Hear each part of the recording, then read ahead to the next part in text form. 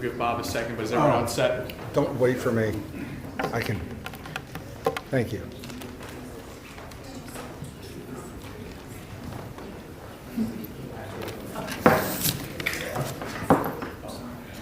Except that I'm riding your way. Yeah, that's all right. No hurry. Plenty of time.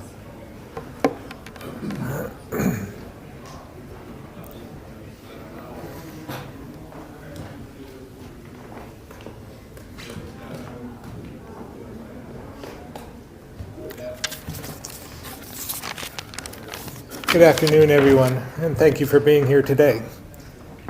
In January, I talked about how those of us in the State House need to focus on the fundamentals, to consider the impact and the cost of every decision we make on the families and places that need our help most, and to prioritize communities that have been left far behind for far too long.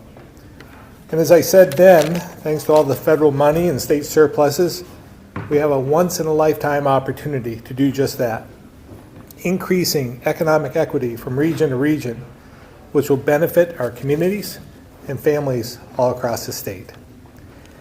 This team behind me and their teams behind them worked for months building this budget with these goals in mind, putting together policies and making strategic investments so that all the pieces work together in order to put us in a better financial condition for decades to come.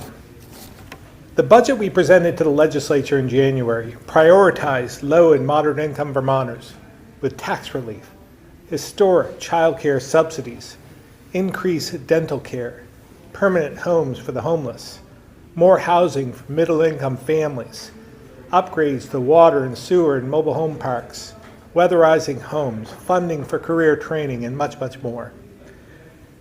Next, we focus on revitalizing communities with a plan to bring back employers to rural parts of the state, cleaning up contaminated industrial sites, and focusing on small business development, housing, growing the workforce, and supporting community-led public safety.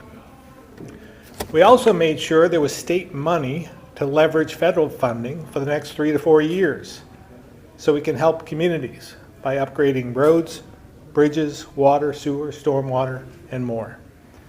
But unfortunately, the budget coming out of House appropriations cuts or removes almost every single initiative I just talked about. Not only that, but they also increased the state general fund budget over the last year by 12%. 12%. They did that by spending over $60 million more than I proposed in ongoing base expenditures. They also put a lot of pressure on future budgets by doing things like only paying for 1/3 of the startup costs for their paid leave program, leaving $74 million unfunded over the next 2 years.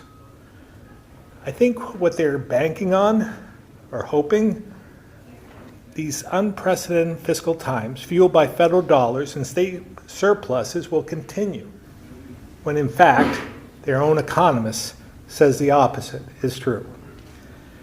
And it's not just the startup costs for their generous new programs. It's ongoing money from tax increases for the benefits that come along with it. Not to mention the very real financial harm to Vermonters caused by the clean heat standard that the House has yet to take up. 3 initiatives alone could add $500 million in costs on Vermonters every single year. What's also been lost is that we're already moving forward with a family and medical leave plan we bargained with state employees, and it will open up to businesses and individuals over the next 2 years, and it will be voluntary, without having to add over 60 new state positions to oversee it that will struggle to hire. And I've also proposed $56 million in our budget to increase child care subsidies. This has been done without raising taxes and fees at a time when economic anxiety and inflation is already high. To put it simply, we can achieve our shared goals without putting us on an unsustainable economic path.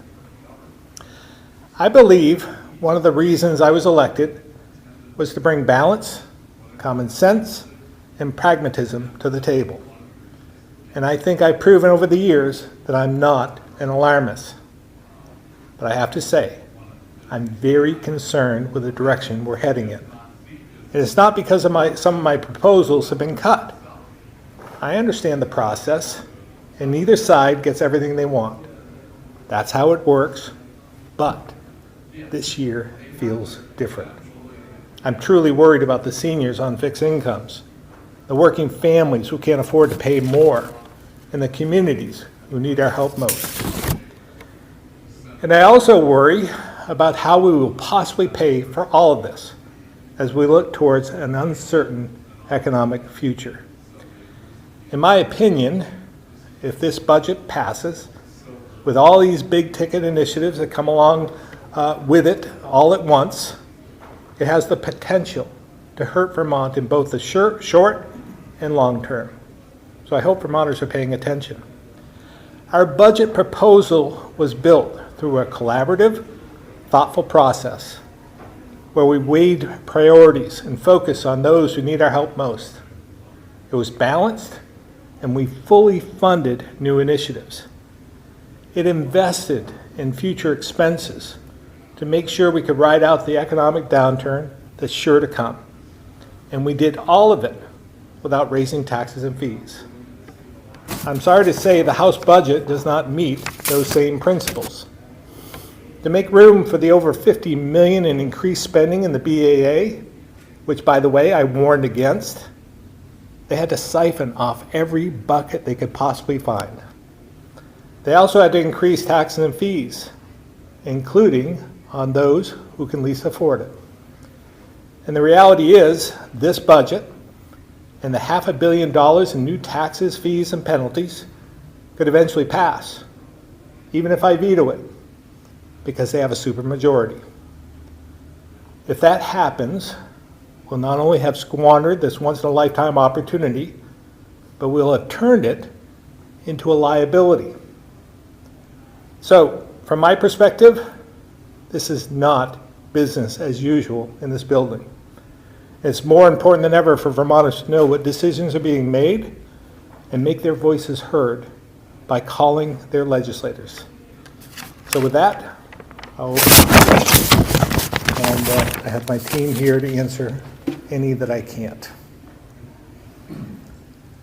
Governor, I'd imagine some of these policies like paid leave, child care, some of the big ticket items that you say you're concerned with, some Democratic leaders might say that it does require an upfront investment, but it will pay dividends later on and it will help our workforce, our demographics. I'd imagine that's what some might say. What do you say to that? How do you balance the upfront versus the benefits later on? I'd say our goals are shared. You know, we put a paid family leave program into place. It's voluntary. It mimics the one we put in place for our state employees, and it'll be voluntary. And it doesn't require all the upfront costs because we're using an outside provider. We're using someone, the Hartford in this case, that is going to oversee it. They're well capitalized. We don't have to put that money up front. And they have the expertise to oversee it without having to add 50 or 60 employees that we can't hire. We have 800 employees right now that we need to hire but can't find. We're retiring just as quickly as we put people on. So it seems to me there's a better way to do this and get to the shared goal, and I believe we'll be able to do it quicker than with their proposal. Now their proposal, again, you have to form the bureaucracy for paid family leave. You have to form the bureaucracy to oversee it. You have to put in place some sort of IT structure that's going to cost millions. I think they've proposed it's like $30 or $40 million for the IT structure alone, plus the people to oversee that. And then you have to build a reserve. So it's going to take some time, like years, before it's put into place.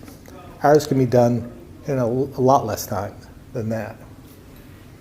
You mentioned that you were hoping that Vermonters would contact their legislators about these issues. Well, what do you say to the Democratic leaders who say this is the message they got from voters last November? They're doing exactly what people want them to do. Well, again, I'm saying we can have both. You know, I talk with Vermonters as much. I did fairly well in the last election, and some of their same constituents are my constituents as well, and they voted for me. And I talked about this voluntary paid family leave program, increased child care. It's something that I've been concerned with since I first became governor. And in fact, I think I proposed more than anyone else has. We came out of the gate much quicker than the legislature did back 6 years ago. We increased subsidies. We've increased them more. We're proposing to increase them more today. So it's not as though we don't have the shared goal. It's always about the how. How do we get there the most efficient way possible without breaking the bank? So when you look at the payroll tax for the child care bill in the Senate, I know how you feel about the payroll tax for the paid family leave bill in the House. You look at the one in the Senate for child care and feel the same way about it? I do. I mean, we were able to put $56 million towards this initiative without raising taxes and fees. I believe if we build this correctly, eventually we can get there where we'll be in the same position they want to get to. But again, we can do this without raising taxes and fees. We can do it with organic growth if we do all this right. Is there anything in the budget that you like, things that you think the legislature is going in the right direction? Well, again, we have shared goals. It's just the how we get there, always about the how. So in our budget, we had paid family leave. In our budget, we had increased subsidies for child care. There are many initiatives that we have a shared goal in accomplishing. But take, for instance, I think it's in the Senate, and this isn't the House, this is the Senate. For instance, it appears they want to take away the child tax credit that they just put in place last year. It was something we negotiated with them. It wasn't exactly what we wanted, but we wanted tax relief. So they decided this was a good way to do it with $30 million. It's been in there less than a year, and they want to claw it back to pay for something else. And again, I talk about it a lot, follow through, the fundamentals. And I just feel as though we're moving backwards. We're clawing back all these initiatives that we thought were so important less than probably 8 months ago. So is your message to them fees and tax increases are off the table for all of these programs? I have said to many over the last few weeks, and I try not to overuse this because I've said I don't want to threaten vetoes, but if there's increased taxes and fees during these times, these inflationary times, when we have so much state surplus and so much federal money, it seems counterintuitive that we would want to put more burden on Vermonters. If we do that and we don't match the federal money that we know is coming, we have upwards to $1 billion coming our way, but we're going to have to match that. So, and we'd have no idea what's going to happen in the future. I've heard some comment in the legislature who have said, we always match the money. We always make it work. Well, not to this degree. I don't recall, I've been around here for close to 25 years now. I don't recall us getting $1 billion from the federal government and having to match it. So these aren't normal times, and these aren't normal circumstances, and we should do everything we can while we have money to make sure that we plan for the future so we can make these investments so we can keep the economy going in the future with all these programs, all this money that we want to invest in our infrastructure. So that will help the economy move forward. So again, to get back to your original question, it doesn't include the match money. It raises tax and fees. It invites a veto. Governor, regarding the match, it appears, as I think you mentioned, they're setting a little bit aside, I think 10 million, but they're also raising fees at the DMV, which is one of the ways that they plan to set aside some of the money for childcare and some of the bigger priorities, but raising the fees, which your administration has not had a fee bill in the last 6 years or so. So I guess, how do you square those two? We've got the Democrats want to raise fees to help pay for their initiatives. We have the money. We don't need the money, right? I mean, we went back 6 years ago, I said, we don't need to raise tax and fees. We need to find other ways to grow this economy organically, grow revenue organically. And we've been successful doing that. In my view, these are regressive taxes and fees. These will hurt everyone across the board, not just the elite, not just those who have resources, but those who don't. Everyone who has to get a license or register their vehicle or do whatever they want to increase by a lot. $22 million. And I just think it's unfair and unneeded. And I believe that during these times, when we have budget surpluses and we can live within our means, that we shouldn't be putting more burden on everyday Vermonters. And that's what they're doing. Those costs, they'll say, well, it does impact those larger trucks and so forth and so on. You know, I heard that it could increase registration on certain vehicles, higher weight trucks, by maybe $400. Well, where do you think these businesses aren't going to cover that? They're not going to absorb it. They're going to pass it on to consumers. So they'll pay it. They might pay it twice. I know you said you meet with the pro tem and with the speaker, but do you meet regularly with the chair of the appropriations committees on the House or Senate side? No. I mean, I'm friendly with both, but I don't meet with them regularly. Could this maybe have been avoided, or we could have gone to a different place if you had? I would have to ask, did any of you listen to my budget address? Is any of this a surprise? I said every single word I said today in my budget address. And if anyone was paying attention, if legislators were there and listening, they should not be surprised by this. In terms of the transportation fees, what about the argument that, gas tax revenues are down, we've got a financial crisis coming in the transportation budget, and so raising the fees is really the most responsible short-term solution? Yeah, well, two things. One is, if they're doing this to match money, our match money will not be needed 4 or 5 years from now. This is ongoing, what they're doing, right? This is not going to end. They're not sunsetting this at the end of 3 or 4 years. We started out 6 years ago being probably the highest in terms of motor vehicle fees in the Northeast. We're just catching up now. I think we're still higher than most. So I just, again, think it's unnecessary. But don't forget about the T-bill. We still transfer money out of the T-bill for general fund purposes. The JTOC transfer. Now, at one time when I first came into the legislature, it was upwards to $47 million we transferred. We were able to cut that back. Now it's down to about 20 million. And I'm not saying it's not needed, but the reason that JTOC transfer happened to begin with was because the general fund wasn't performing. The transportation fund was, because of gas tax and so forth. So it was the place where there was a lot of money. That's where they went to. So they used that to buffer the general fund.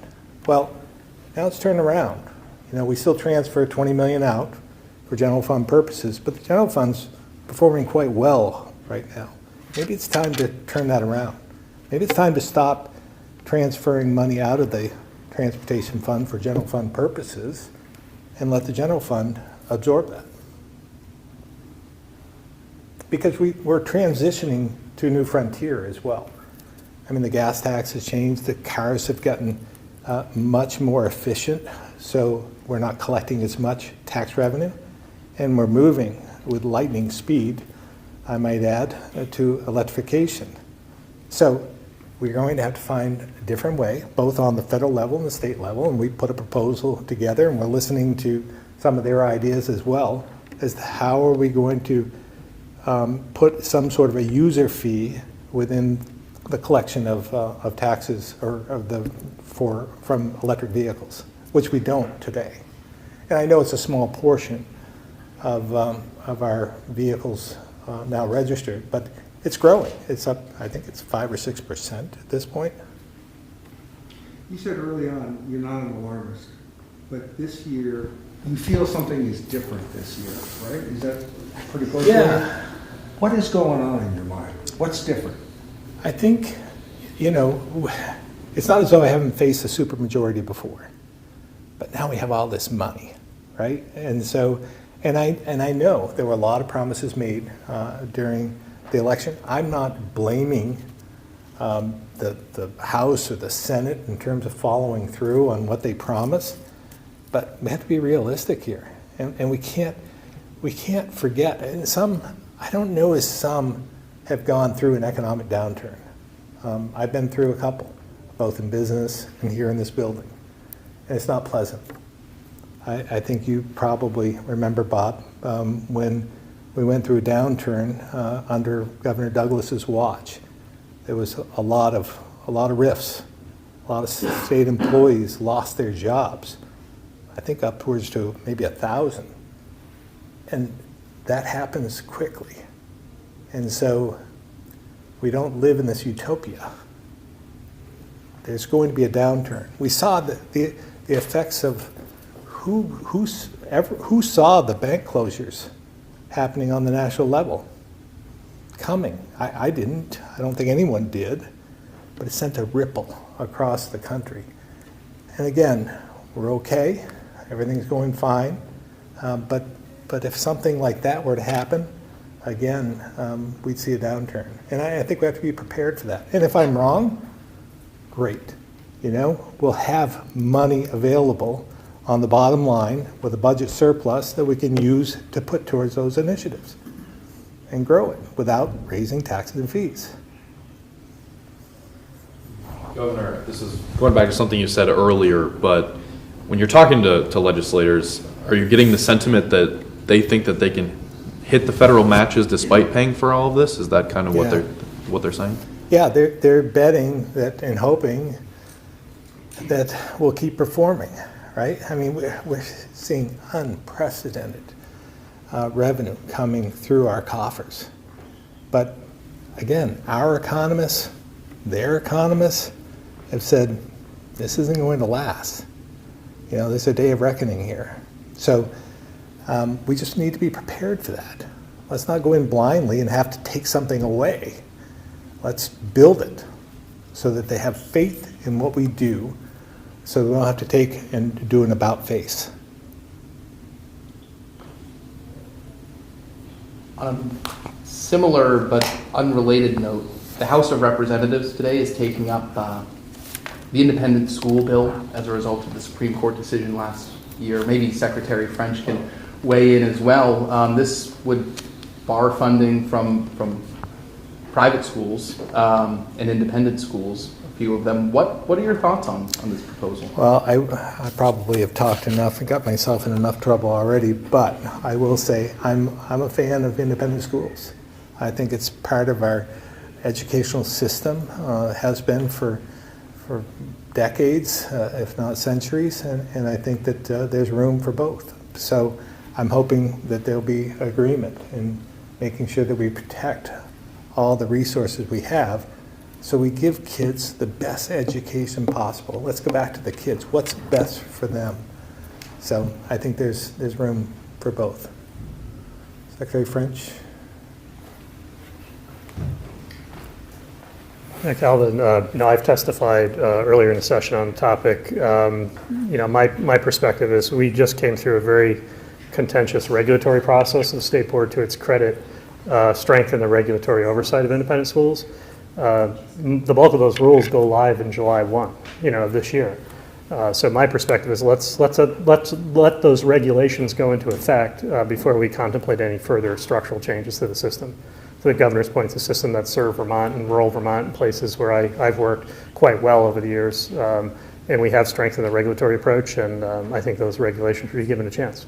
And with those regulations, are there any benchmarks or any protections to make sure, or I guess regulations around discrimination, making sure that state dollars don't go to institutions that might discriminate or might be exclusionary toward certain Vermonters? Yeah, that's an area where the state board has taken some action on. It's a point I've made in my testimony that I think that is an area where we could strengthen our statutory framework, particularly around public accommodations. But again, I think that's been anticipated to a certain extent in the regulatory changes that the state board has put forward.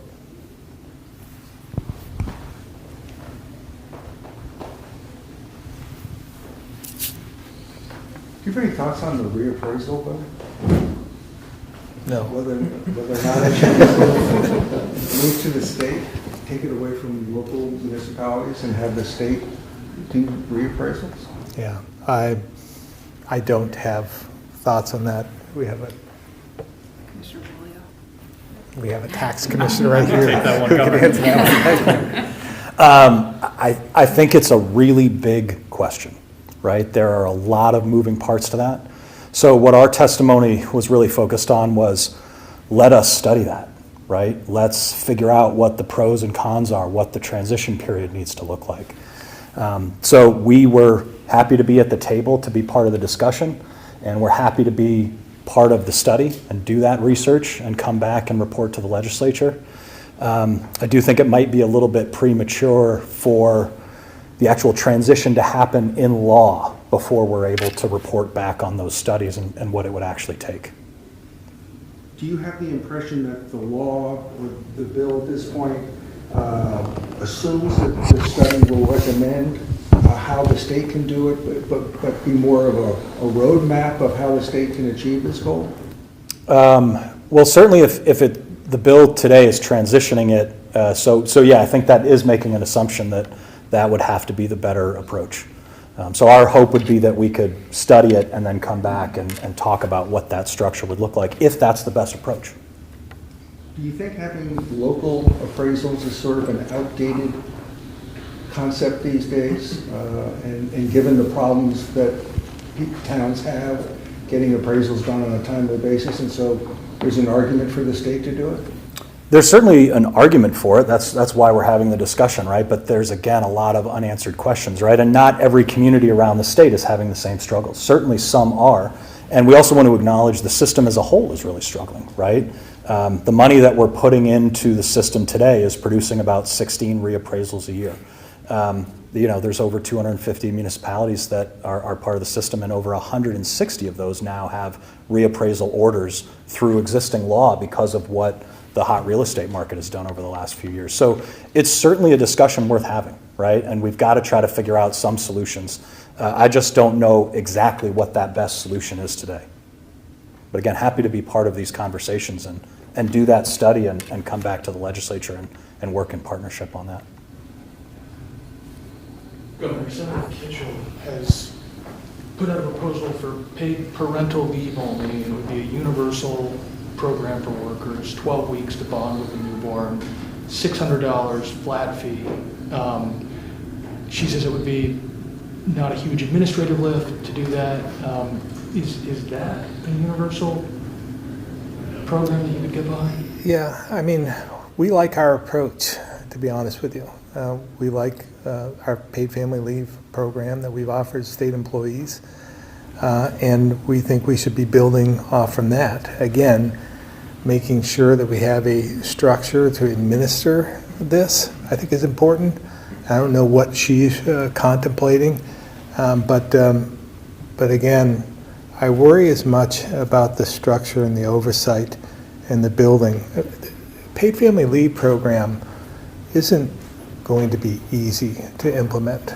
This is going to be as complicated as unemployment. And we've seen, we've experienced some of the pitfalls in that during uncertain times. And we'd have to build a system that mimics that in order to best serve Vermonters. I'm saying there are entities outside of state government that do this for a living. And we wouldn't have to build a new structure. They have the expertise to do this right now. And they have the capital and reserves and so forth. So we wouldn't have to build those reserves. So I'm in favor of going with that approach. And regardless of what happens, I don't think that the state government needs to be a part of the oversight. Governor, the Senate passed on second reading yesterday S-17, a sheriff reform bill. I'm wondering what you think of it. Yeah, again, I'm trying to get with a couple of sheriffs who I value their judgment right now. I know there is a difference of opinion across the board. I'm not sure that it's all partisan either. So I haven't read it myself, but I plan in the next week or so to get with my associates who are more in tune with what the difficulties are in implementing something like this. Do you think that the situations that we've had with various sheriff's departments do warrant legislative action, though? It could, yeah. I mean, we've seen what happened in Franklin County in particular. So I think it's a good conversation to have. But again, it's about the how and what this actually does and how far it goes. Maybe there's a compromise there somewhere. And then the Senate also proceeded with S4, the gun bill. They took out the section prohibiting Vermonters under 21 from possessing semi-automatics, but there are other measures in the bill. I know we've talked about it before, but Yeah. what's your latest read? My feelings haven't changed on that. Again, I am concerned about how the enforcement and having weapons in your home, in your own home, and I believe in safe storage, by the way. I think the U.S. Attorney is doing a great job with public safety and some of our folks in trying to get the message out. I think people should lock up their weapons and make sure that they're secure. So I, again, worry about how we would enforce that and what that would mean.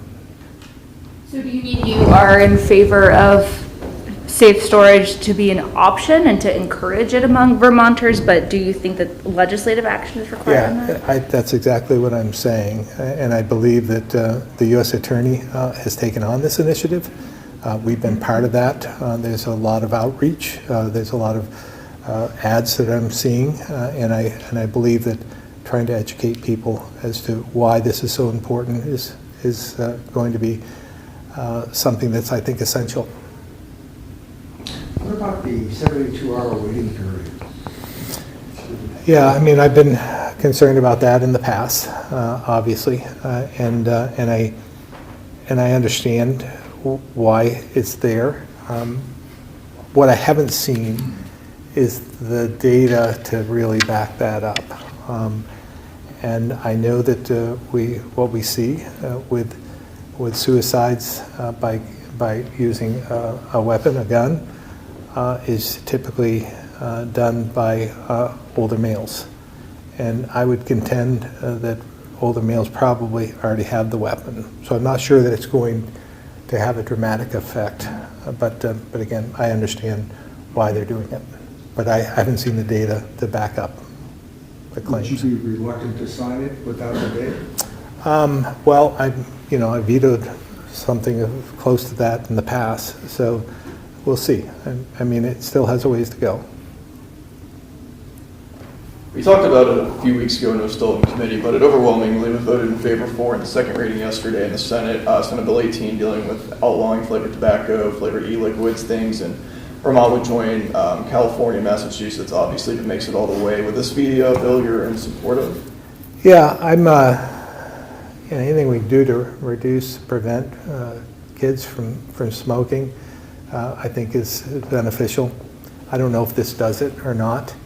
I'm also a little bit concerned about other flavored substances, whether it's in cannabis or whether it's in alcohol and so forth. I mean, how are we going to regulate that? How do we treat everybody the same? So I think that's going to be an area of conversation in the future. Also, just speaking of cannabis, I mean, we've had a few months now of tax revenue rolling in. We've seen stores are opening up. We've got testing facilities, cultivators. What's your read, really, of, I know we might have talked about this a few months ago, of how the market's working out so far? And I think so far, so good in some respects. I mean, it's a measured type of approach. I think we did it the right way. I was very concerned about safety on our highways, and I think that the way we've done it and having this cannabis control board overseeing it has been helpful. So it's a measured approach and it seems to be working out fine at this point, unless there's anyone who sees it differently. Hearing no one. Want to give a couple folks on the phone the chance. We'll start with Ed Barber, Newport Daily Express.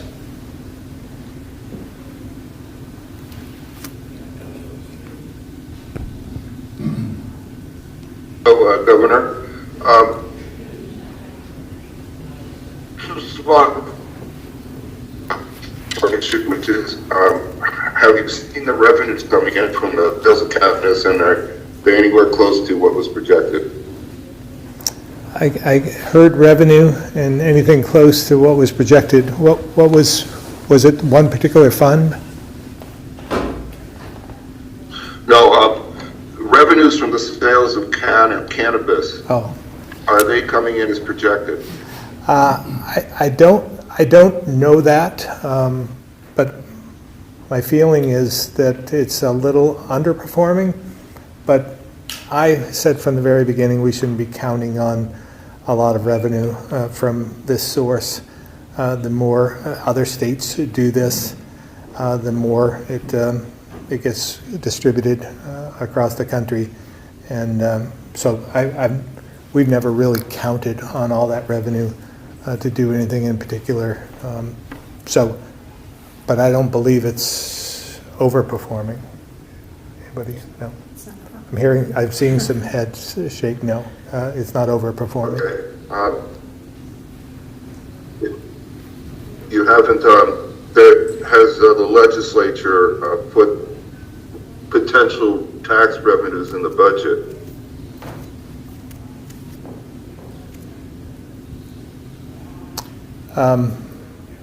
I heard tax revenue in the budget. You've got my attention.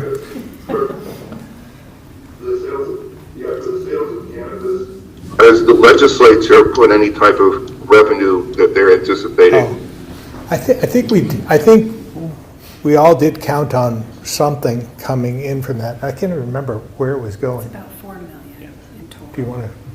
Somebody want to? Sure. Give that information. So there's about 4 million in total revenue anticipated from cannabis built into the budget as expected revenue. Okay, thank you very much. Tom Davis, Compass Vermont.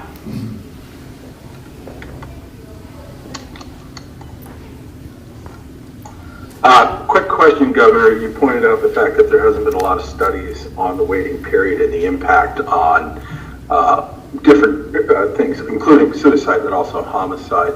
There was a study, to your point, that was done in 2013 by the CDC, which showed that it could reduce homicides by about 15%. Needless to say, in this day and age, a different study would be more appropriate. But my curiosity is, what's the downside to Vermont and to Vermonters to have a waiting period? What's the urgency? Yeah, I think it's just this constant erosion of individual rights. And so again, we'll see where this bill goes in the future. I know there's a sportsman coalition that is working on this, and we'll see where it falls, and maybe they'll come to some sort of agreement and find it palatable to everyone. I just don't know at this point. But it's just this constant erosion of constitutional rights. Okay, that's all the questions I have. Thank you very much. Thank you. Any others in the room? Yes. Do you have any thoughts on House Bill 158 that will be on the floor today of expanding the bottle redemption system? I know this has been something in the works for sessions and years now. Yeah, I'm just not in favor of an expansion of the bottle bill. I think it was something that was unique in the beginning, and it did a lot of good. But we've moved on from there. We have single source recycling that I think that's what we should be focusing on, because if at the end of the day it's about trying to make sure that we recycle every product, that's the way to do it. It's almost, from my perspective, it seems like what we've come up with and what they want to expand upon is almost like a Rube Goldberg type of approach to recycling. This doesn't make any sense to me. So from a pragmatic standpoint, I just feel as though we should be moving in a different direction. But if we want to keep it the way it is right now and keep the redemption centers going and so forth and so on, and not expand it, fine. But I don't think it makes any sense to expand it. What do you say to supporters of the bill, though, who point out that 99% of bottles, containers that have a deposit redemption now are either recycled or redeemed? 99%. Well, right? And that the number for the single stream recycling plastic bottles is far lower. So if you really wanted to, they see this bill as an evolution from an anti-litter effort to a strong recycling program. Yeah, I think, again, that when I'm going out on Green Up Day, I see the litter on the highway. If they're talking about litter, for instance, I still see all kinds of returnable cans and bottles on the road. I see far fewer plastic bottles out there of other substances. So from a litter perspective, I'm not buying it. Secondly, I think that we should, I think it's up to the recyclers as well as those of us in the that have to oversee this to make it more lucrative to recycle, right? If we can make it more lucrative, to make it a cost advantage to recycling versus disposing, I think that's where we'll make the biggest mark. And I believe that's the approach we should be taking. Again, you know, this other approach, it just uses up a lot of resources, and I'm not sure who's going to do it.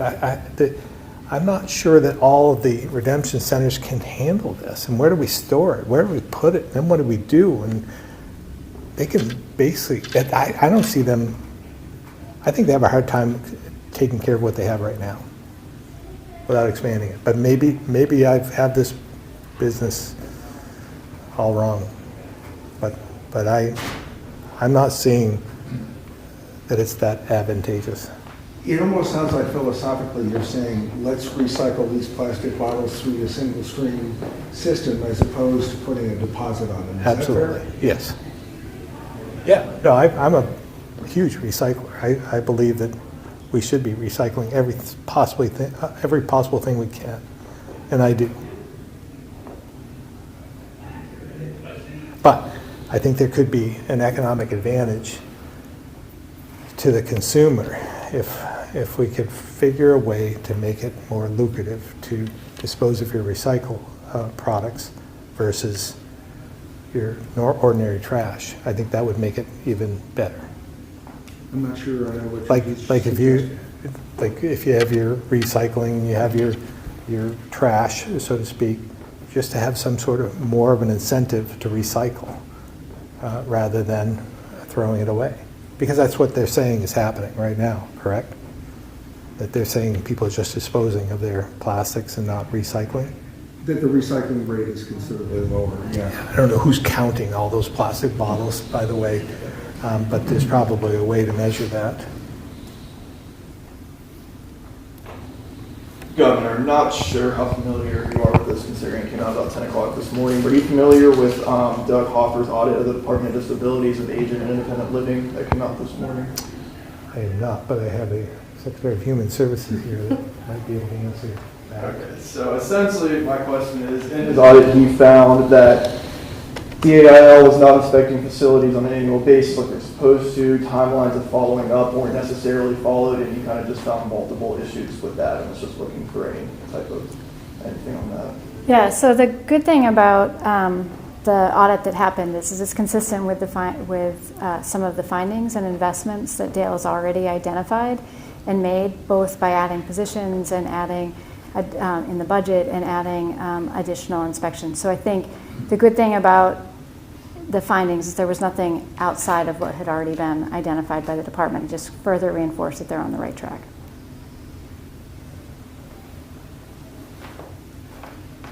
Maybe just a quick follow-up on that. I mean, do you think that maybe the department does need more oversight of these facilities? Certainly during the pandemic, long-term care facilities were in the spotlight, and I think it was put on Vermonters' consciousness a lot more. I mean, is that something, do you think that lawmakers should be looking at maybe? So a lot of the regulations around long-term care facilities are and do sit with the federal government and with CMS. And so what we saw during the pandemic is it was important for us to focus with those facilities on responding to the pandemic. And during that time period, the normal and usual business, as with many other things, didn't happen. What we've seen is that we've returned to that. They're catching back up. And so I feel like what we have in place right now, and particularly with the added resources that are in the Dale budget, are sufficient for our current long-term care facilities.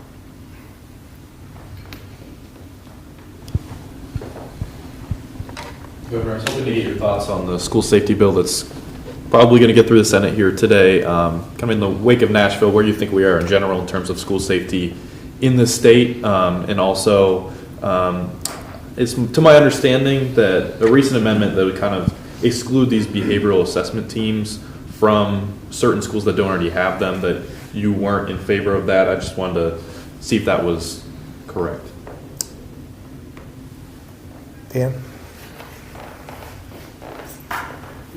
Yeah, I think, firstly, we're really appreciative for the legislature taking up our interest in improving the statutory framework for school safety. We think it's really important. It's a conclusion we had come through last summer, so it's not really related to contemporary events. It's just as we were contemplating how to improve our statewide disposition of school safety, we identified a need to strengthen our statutory framework.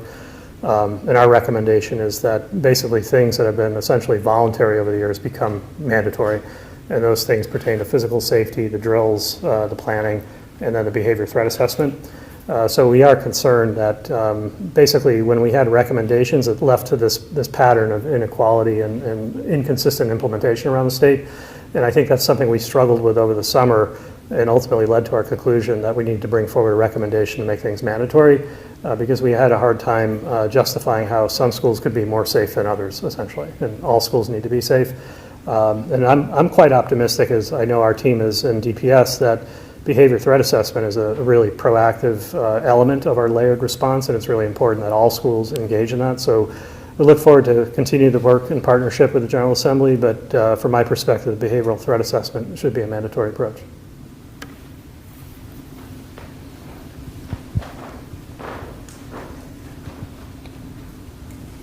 Okay, thank you very much.